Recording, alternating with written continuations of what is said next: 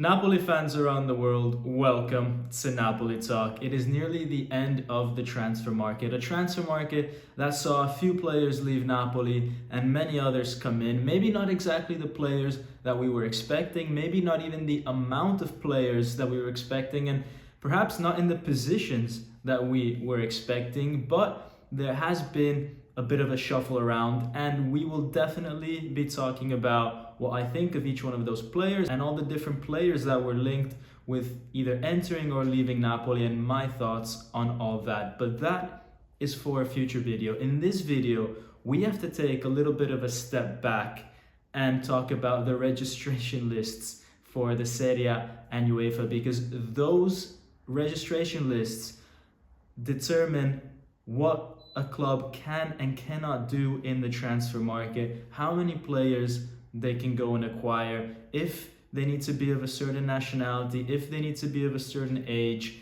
So many different factors need to be considered, and they determine a club's strategy, including Napoli's. So these lists have to be sent out to both Serie A and UEFA in just a few days. And there is a serious risk that one or more of the players that have come in or that have played in recent games might not make it into one or both of the lists, which means that they would not be allowed to play for Napoli for the rest of the season in that competition. But guys, before we start this video, make sure that you smash the like button and subscribe if you want to see more Napoli content. Let's get into it.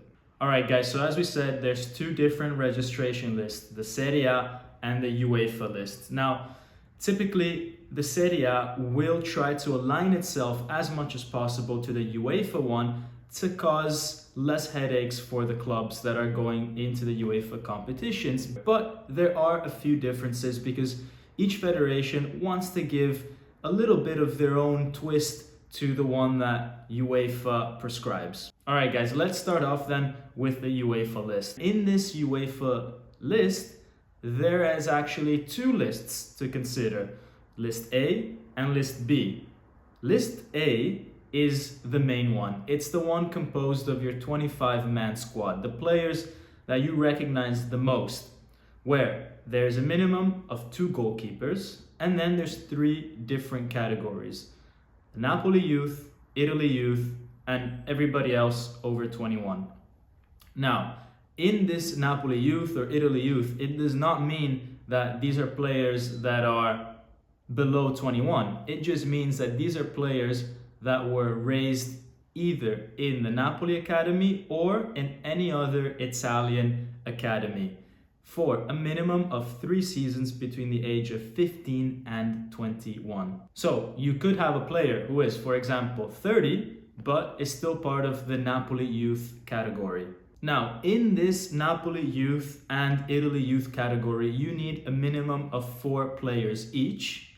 So a total of 8 players that have grown up somewhere around Italy. And then you're only allowed a maximum of 17 players who do not fit that criteria, that are above 21-year-old. Now, clearly, if you have 4 Napoli youth players and 4 Italy youth players, and then you have another person, for example, Gollini, who is a 5th Italy youth player, it's not that he's excluded. His name just goes into the other 17 that are making up the rest of the squad. So someone from Napoli youth or Italy youth can move across to that 3rd category. And if there is the case that a team does not have, for example, enough Napoli youth players, those slots that they don't take up just remain free. So instead of having a 25-man squad, you would have 24, 23, 22, or 21, for example, depending on how many players in those first 2 categories you don't have. Because remember, there is a maximum of only 17 that are allowed from those non-first 2 categories. Now, there is a second list. It's called List B. And this List B allows any player who has spent at least 2 seasons at the club and is born after January the 1st, 2002, to be put into this List B. regardless of whether they're a Napoli youth, an Italy youth, or wherever they come from. If they're under that age and they spent at least 2 seasons at the club, you can have an unlimited number of players in that list B. Now, for many clubs that like to play lots of young players, that is a very important part of the list, and that's for UEFA to promote young players getting a chance and being involved with the first team.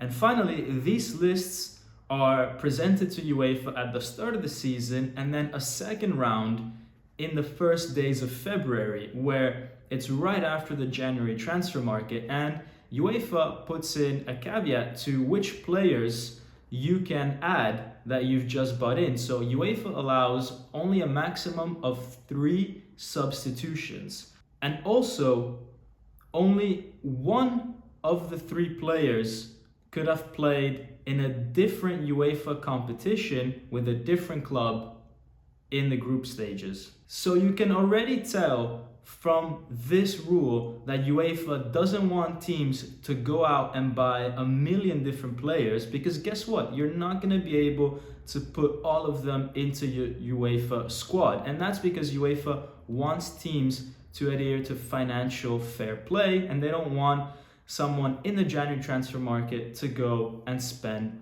millions, if not billions of dollars, or euros, or pounds, or whatever the case may be. Right, now let's get to the Serie A list.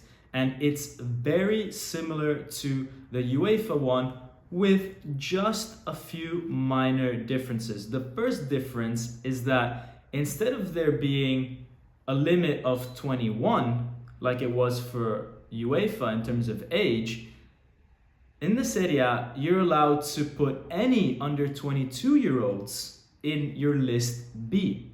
That makes a huge difference because, for example, in Napoli's case, Nathan and Kvara are 22 years old, and so they would be in this list B, freeing up 2 slots in list A, whereas in the Champions League list, they would be in list A. The other main difference between the UEFA list and the Serie A list is that the Serie A allows for unlimited substitutions in January. You could potentially change all 25 of your players without a problem. All right, guys, so let's start filling this out and seeing how Napoli could be presenting this to the Serie A. And obviously, let's start with the Napoli youth players. This is Nikita Contini, goalkeeper, Gianluca Gaetano, and then we had Zanoli and Zerbin, that obviously they were sent out to Salernitana and Monza respectively. And it's super key to know that these are players that were not occupying the 17-player category that we have on the right. So these were 2 freebies that now we've completely lost. And when people say, why isn't Gaetano leaving? Well, that's because Gaetano is another one of our freebies. It's very hard to replace Gaetano, Zanoli, or Zebin with another one of a Napoli youth player of the same level. Now, in terms of the Italy youth players, we can put Alex Meret, Giovanni Di Lorenzo, Giacomo Raspadori, and Matteo Politano. Again, people are asking why Napoli decided to trust Matteo Politano instead of Irving Lozano. Well, because Matteo Politano does not take up room in the next category, whereas Lozano would. And it's super important to have Italian-grown players because they allow you that flexibility that you can put them either in this category or the next one, whereas players that grew up in foreign countries can only go in the next category. Now, in this next category of maximum 17 players, we can start putting down even a few Italians, such as Gollini, because anyways, we have to fill it up with 17. And then we can put on some of the safer ones like Rachmani, Juan Jesus, Oliveira, Mario Rui, Stanislav Lobotka, Frank Anguissa, Cayuste, Simeone, Victor Osimhen. Now, let's start adding in the players that transferred out, Elmas, and the ones that transferred in, Pasquale Mazzocchi, okay? And then we had 2 free slots available from the start of the season that are now going to be taken up by Cyril Ngonge and Leander Dondenker, probably. And then we have one more person that came in, Traoré, that needs a spot. Now, Diego Demme, Leo Ostigard, Piotr Zielinski, and Jesper Lindström are taking up the remaining 4 spots. This means that if Traoré wants to play in the Serie A, or rather if Mazzarri wants him to play the Serie A, he has to take the spot of one of these 4 players that I said are at risk, because they're the ones that are either on their way out already, such as Zielinski at the end of the season, or players that are struggling to find playing time, especially Lindström and Demme. Leo Ostigard, I still put him as a risk, not so much because he can be replaced by Traoré. It's not really a like-for-like position over there, but it's more because Leo Ostigard was rumored to leave and be replaced by Perez of Udinese. So that would have been a potential swap over there as well. So these are the players that are at risk of not being considered by Mazzarri. One of them will have to give way to Traoré, or maybe none of them and Traoré stays out. But the way I see it, if Napoli has decided to take Traoré on loan, it's because they do want to give him some minutes, and I do see Diego Demme unfortunately being the one that gets excluded out of this Serie A list. We have Den Donker that maybe could replace him as a midfield figure, and Demme is already on his way out. His contract is going to expire. His salary is very high, so Napoli do not want to keep him. So I see Demme being excluded. And as we mentioned before, we're lucky enough to have Kvara and Nathan in the list B, which can be unlimited, of under 22 players, because they're both born in 2001. And that is the key difference between that list and the UEFA list, because in the UEFA list, both Kvara and Nathan need to find a way into the category of the maximum 17 players in list A, because UEFA only accepts people that are born after 2002, January 1st, not 2001. So assuming that the first 2 columns of list A are exactly the same, with the Napoli youth and Italy youth players, and the guys that are safe are the same guys that we said are safe in the previous list, plus we'll add Kvara there. Now we have a little bit more of uncertainty, because clearly it's still 17 players, but we've added Kvara and Nathan into the mix. We said Kvara is safe. Is Nathan also safe? We don't know at the moment. Clearly Elmas was replaced by Mazzocchi. We can assume Cyril Ngonge, that Napoli is buying, not on loan, but a proper buy, is going to find a way into the team. If Demme is going to be excluded from the Serie A, we might as well exclude him from UEFA as well. So let Cyril Ngonge replace Demme. And now we have the players that are at risk: Nathan, Ostigard, Zielinski, and Lindström. One of them is going to probably have to give way for Den Donker. And I guess maybe one of them might need to give way for Traoré. But I don't see that happening. I think Traoré is going to be given a chance in the Serie A list, but because he has a much longer recovery to go, I think he'll be excluded from the UEFA list, and he'll join Demme in the excluded people. So now it's a matter of, is Den Donker also going to be excluded and just kept in the Serie A, or will he take the place of Nathan? Will he take the place of Ostigard? Will he take the place of Zielinski or Lindström? And in my opinion, it's a toss-up between him and Nathan. I think Ostigard, Zielinski and Lindström, They're all players that are at the moment fit, and Mazzarri could potentially rely on them even in this first game against Barcelona in 2 weeks' time.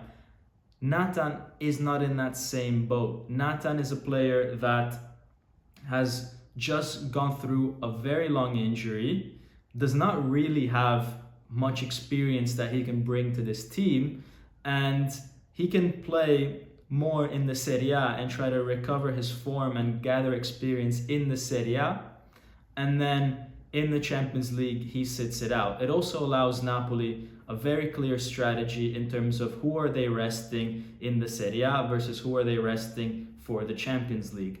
So I see Nathan not making this list and giving way to Leander Dendoncker, who is a physical midfielder, is going to replace Demme's spot, and Demme was used in the Champions League in the past, for example against Union Berlin, and the fact that maybe Traoré is also not going to be joining this list.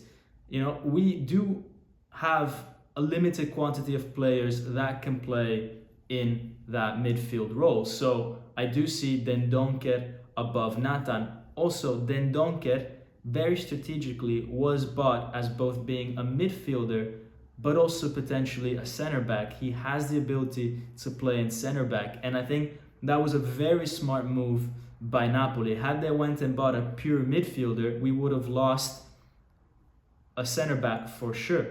Buying a more hybrid type of midfielder in Dendoncker allows Napoli to play this game in the UEFA list and have both a midfielder and a center back in one player.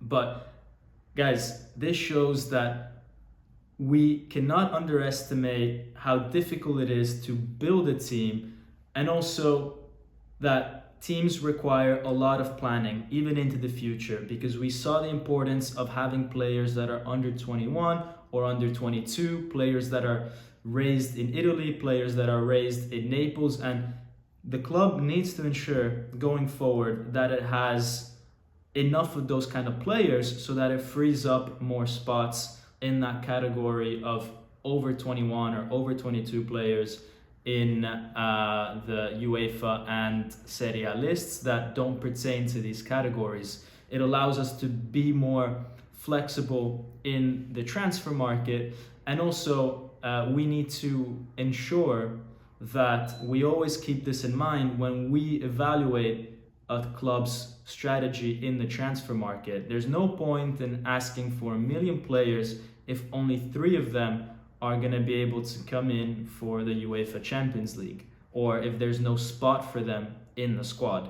Anyways guys, I hope you found this video super informative. I know it's not the easiest to follow, but I'm sure you did. If you guys liked it, smash the like button and subscribe, and as always, Forza Napoli sempre. Ciao.